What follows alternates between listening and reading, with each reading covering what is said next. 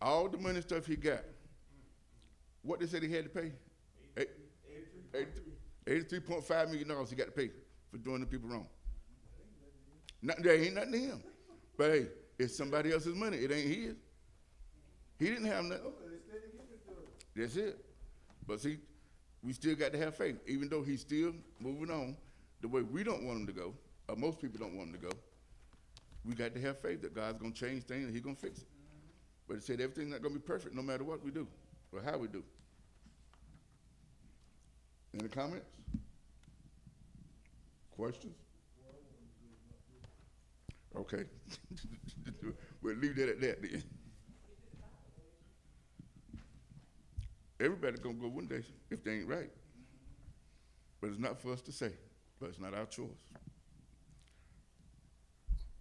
Our second outline, the gift of the body. Romans 12, 4 and 5. For as we have many members in one body, and all members have not the same office. On the right-hand side, it says, for as one body we have many members, and not all of the members have the same function. This church, all the members of this church, everybody can't go back there and do Ray and Donnie's job. But I was telling Ray and them Donnie the other Sunday, all them numbers and stuff, the church would be broke if I had to deal with it. 'Cause I can't stand math. But see, everybody got their own thing that God gives them a gift to do, and they can do a good job at it. Everybody has something that we can do. But we got to work together. Yeah, we're all one body. We're all one body still. It's just like our body. If you take the heart out, it's not going to work It's right. not gonna work.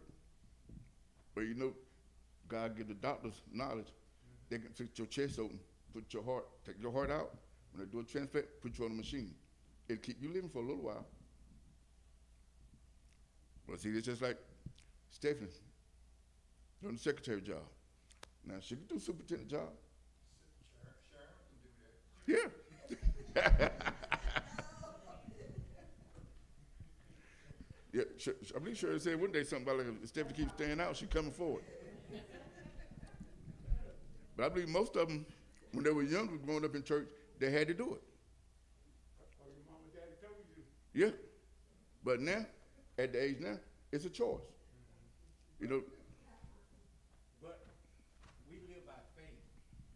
If you see what's happening with the young ones today in this church, they are the future, and they're going to carry it on. yeah. Because God give all men a certain measure of faith, right? Mm-hmm. And they have to abide in it. They are your grandchildren. I see that. But it's not only your grandchildren, but they're the youth of the church. Yeah, everybody in here just about, we're all family, regardless. Because the old one is sleeping. You know, if we're not blood family, we're God's family. That's right. But just look at them. If you used to, every place, this church needs to be full of children. You don't see that now, but it's starting to come back again. We don't have as many children as Well, they. see, They were having 8 and 10 children. We can't afford 8 children today. And tennis shoes cost $200. When I came along, they were $16. don't start them because I got 10 grandkids. So, and a lot of them are out of school and grown. But, I mean, you just look at what's going on. I just got a report on my phone today. The guy that was killed by go guys back in December, a 17-year-old was arrested for killing him. A 17-year-old. And the guy that he killed was like 35. So what do you think he's going to be at? At 17, he's probably going to get charged as an adult. So he's going to be somewhere for a while. But Tyrone, the best part of that, they're getting charged of punks now. That's true. Yeah, some of the young ones, they will. That's true. The minors. And these people are selling drugs. They're charging them with murder. Yeah, Okay. There's still some good coming out of it. but just like you said, I've got a nephew right now that's in prison where he gave somebody some bad drugs and killed him. See, he got out of something that happened about a year before that where somebody's life was taken. So either way, if they didn't punish him there, he's being punished for something else. Either way, he got caught. You talking about doing a minor rate job. I haven't dealt with a computer since '98 when I retired from the Army. I'm 20 plus years older. Now you threw this on me. I got to relearn everything that I already knew about a computer, which wasn't that much. But now this Excel and spreadsheets and stuff that I forgot 20 plus years ago, you got to relearn it. And you talk about how hard it is. There gonna be mistakes made. I just got to work through those mistakes, trying to relearn. And see, I'm 20 plus years older. But everything we see, you're doing a good job. That's what you see on the outside. Well, that's all you're supposed That's to the show. outside. You just keep everything else that you're doing on the inside. That's you. You know, I wish I could. I'm not as old as you. Been out of school 40 years. Right in the winter, will I go back and do that math and try to do it now? No way. I'll tell you, I woke up one morning, oh Lord, I'm doing the thing in the house, and I was the principal. I was doing the thing in the house. So I'd take night classes at East Carolina to learn their computer mess. Like Donnie said, these spreadsheets and all that stuff. I'm gonna tell you it's the time. But these kids know how, because they grew up with it in their pocket. Yeah.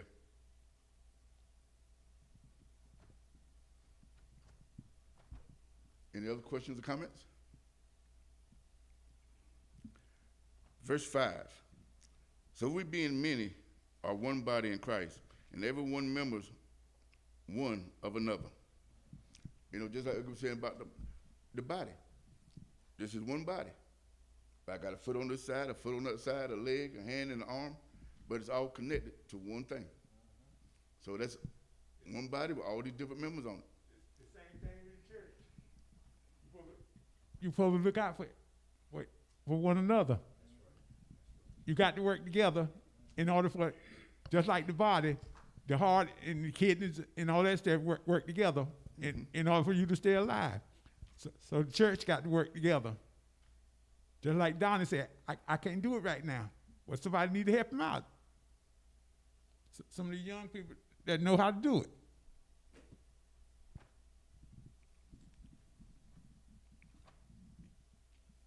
Any other comments or questions?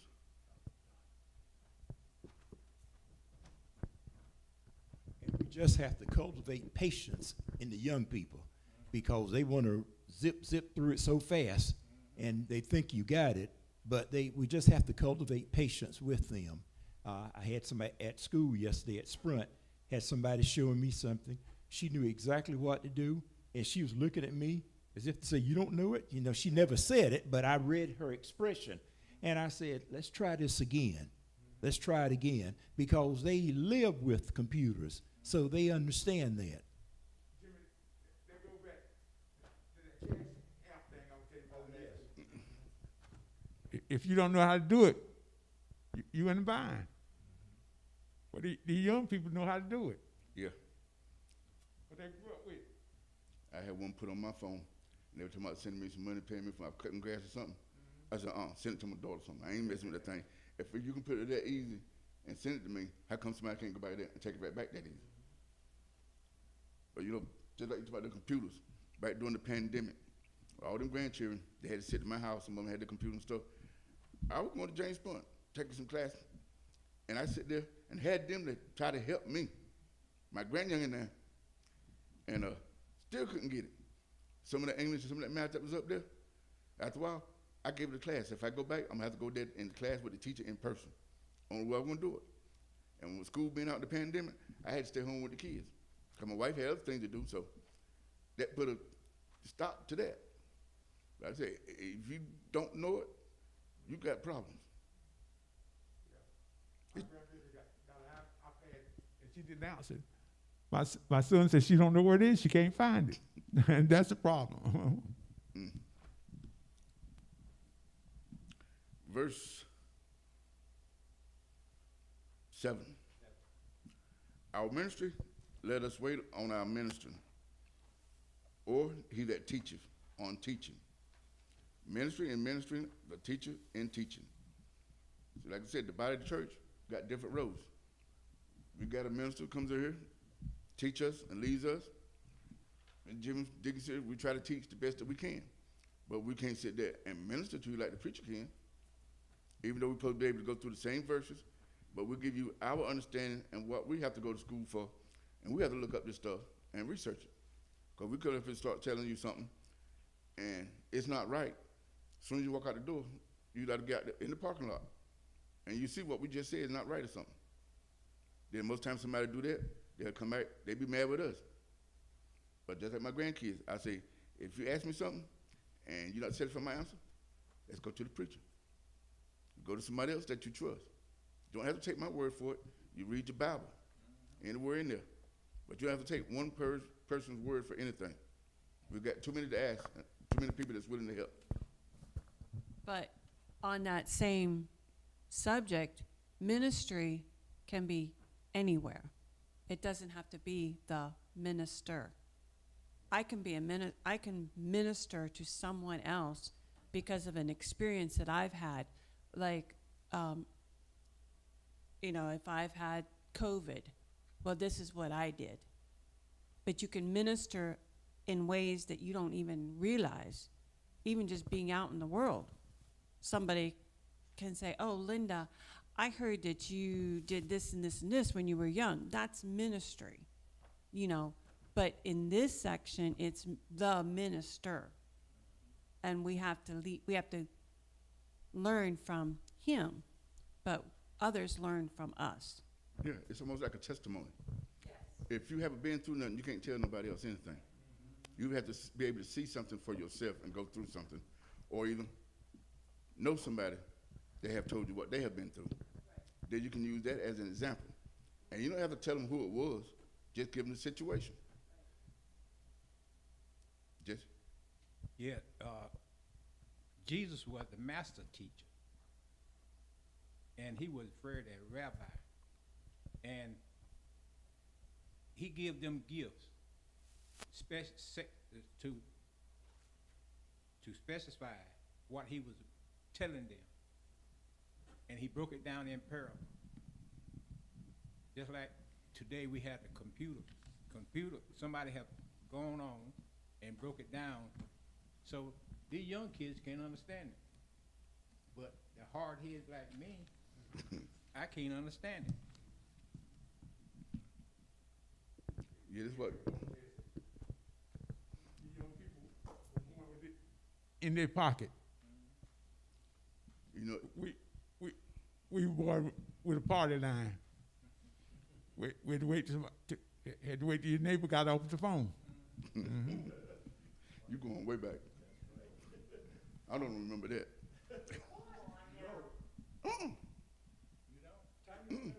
I remember hearing about it, but I never had to get on the phone. So I was born in '63. You can hear the neighbors holding the conversation. Just holding the conversation. Now, whatever happened to our phone, we said something wrong with the phone line. We had to call the phone company. That's where I was now, what I was thinking. Somebody else on the line, somebody was picked up.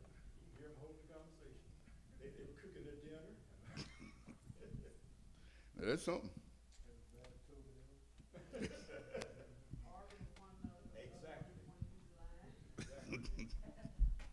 Well, I missed most of that, thank God. But, it's funny how these children are born now. That little girl right there, the night she was born, when they come out the living room and put her and her mama in a room, that young girl sitting there looking at cartoons like a grown person. I ain't telling you no story. She was sitting up in the bed looking at cartoons on the TV now, just born. Never seen a child do it in my life.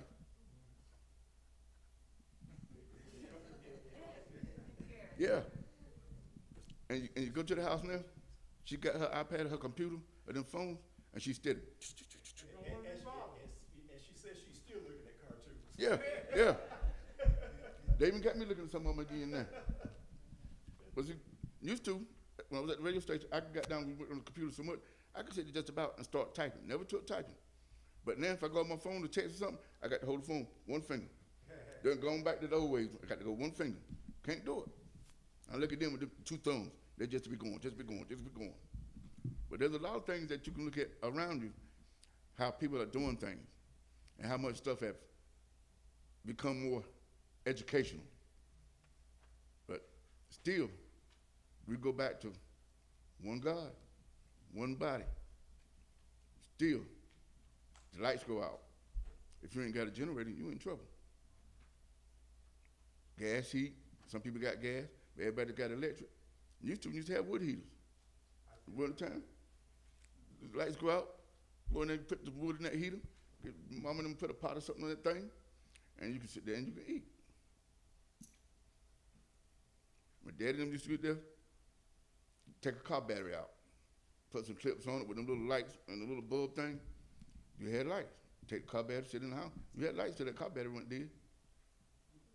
But back then, you didn't have no other choice. But now they got them generators and generators sit outside the house. As soon as the lights go off, then kick right in, run your whole house.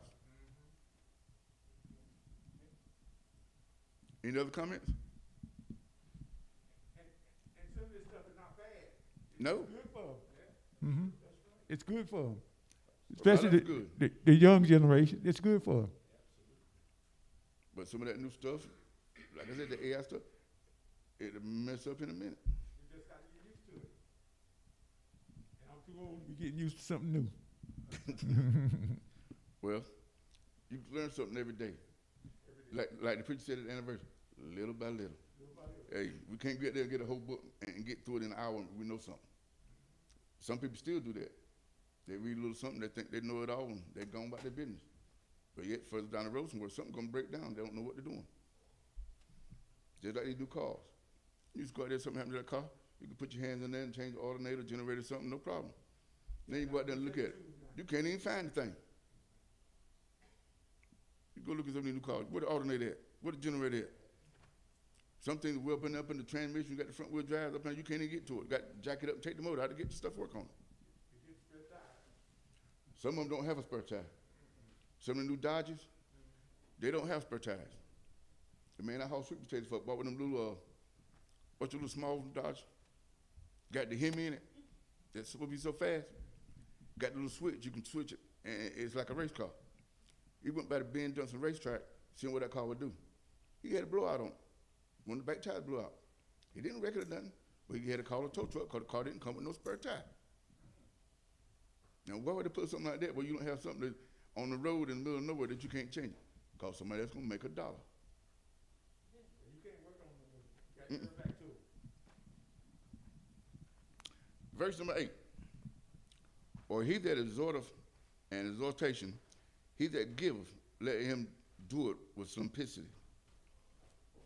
He that ruleth with diligence, he that showeth mercy and cheerfulness. And on the right-hand side, it says the encourager in encouragement, the giver in sincerity, the leader in diligence, the compassionate in cheerfulness. So you can't go there and try to be a big shot, trying to tell somebody, trying to help somebody. You got to do it with sincereness. If you're really going to help somebody, mean it from the heart. Don't go there just because you know how to do it and they don't know how to do it. Might be somewhere down the road, that same person that you treat like that might know something that you don't know about doing something. That's right. There's a lot of people that, whether it's carpentry work, mechanic work, or whatever, that you might have to get them to come do things for you. And a lot of times some of them come do it, won't charge you a dime, bring you whatever you need.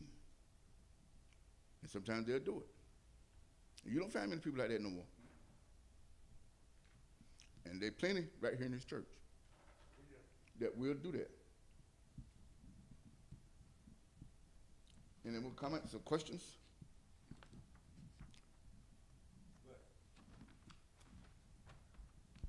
We have to look at the way that our political system is going today. And they are looking out for themselves, not of their fellow man. It's all about themselves. And that won't be right in God's sight. And the Bible tells us that the love of money is the rule of all evil. And you can see it today. The love of it, not the money. Not the money. For the money, you got to have to pay your bills and you got to eat. That's right. But when somebody thinks more about money or getting something like that, or any kind of material thing. And the last verse in this chapter, let me see.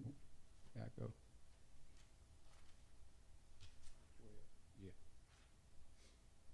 Be not overcome with evil, but overcome with evil with good. That's a true saying, but for some people, it's a hard thing to do. Once you've, like Donnie said, you know, been so long since he got in the military to try something new, but yet he's doing it. Now, some people, some younger, some older, you know, we get them to try nothing new. They done got stuck in the old way they've been doing things. They don't want to change. They don't want to try to change. But they're trying to force that old way on you, thinking that's the best way. But sometimes it was the best way back then. It might be still is. Depends on what you're trying to do. But yet, you got to look at anything and everything, all sides of it, in order, you know, to be able to do anything.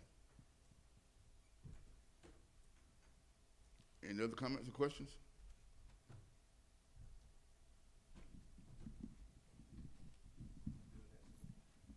Good morning, Pastor. Still talking about faith. All right.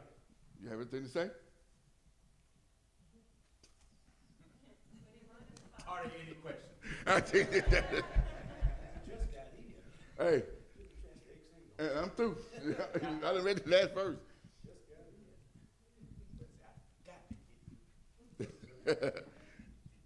These have been short lessons that we've been going through. But we were talking about the different ways people think that they're better than somebody else. That's what I'm getting ready to bring up. Just as long as you don't think you're better than the other person. That's it. That's one of the things in this lesson. You got to work together. You know, you go to certain places, you see people pushing these grocery carts, living on the side of the road. And I took my cousin for treatment to Chapel Hill the other week, and we come out right there on 401 by Sam's. And there were piles of trash over here, tents and everything out here. And right around the corner, we saw one person standing. You can tell they've been living there. That's the first time I seen that section right there, off from 40, coming out of Chapel Hill, right to going into Raleigh. Now down to Wilmington, you turn some place down there off but the first stoplight, you turn and go back the other way down, come out back out to Market Street. I can't think what the name of the streets are. But we were down there one day to the doctor. She had to go down there to eye doctors. And we saw people on the corner there. They had cars parked there, but you can see all the stuff, trash and clothes they had hanging on some of them old cars. So, you know, no matter where you go at, you're going to see somebody that is, as we see it, less fortunate than us. But yet, that person might have more of the Holy Ghost in them than anybody that you see. In most of these big cities, there's a bunch of people under every bridge overpass. I mean, they live in there, been living there forever. Most of the big cities. And someone put something on about Greensboro that I saw on my phone this week. I was looking at it at work. And they drove into a parking lot by this building. And away around that building, around that parking lot, about far from here to where Donnie's sitting at somewhere, there was somebody laying there with the stuff laying beside them. I don't know what kind of building it was, it showed no name or nothing, but it's right side, like a 4-lane highway. And I mean, all around that parking lot, that's all you saw with people out there laying out there. And then that goes to show how fortunate we are, how God has blessed all of us. Blessed us, and you can look with most of the money going somewhere else to help other people, but none of it's going to help the people right here. And that's a shame. Any other comments or questions? Excuse me. We got a leader that's trying to help these people, but the other ones don't want him to help them. That's true. It's just like this church body. Now, you see something good, you want to try to do it, but everybody's in here, Jesse don't know what he's doing, ain't gonna help him not 2 cents. You by yourself. If you don't get help from other people, can't nothing be done. See, you the right hand for God and the whole body. But the rest of that body want to cut you off. You can't do nothing. And you see people walking around with 2 artificial legs, artificial arms. They're getting up, going, and some people, even the blind, have seen it. They be sitting there running companies, these machines and stuff, right fast. I look at them and say, now they can't see, They got artificial in them. Now I've been cutting my hand off sitting there trying to do it when I can see. But it's amazing what people can do, but if they have faith and just try. That's the main thing. Any other comments? If not, I thank you for your attention, and that's all I have today.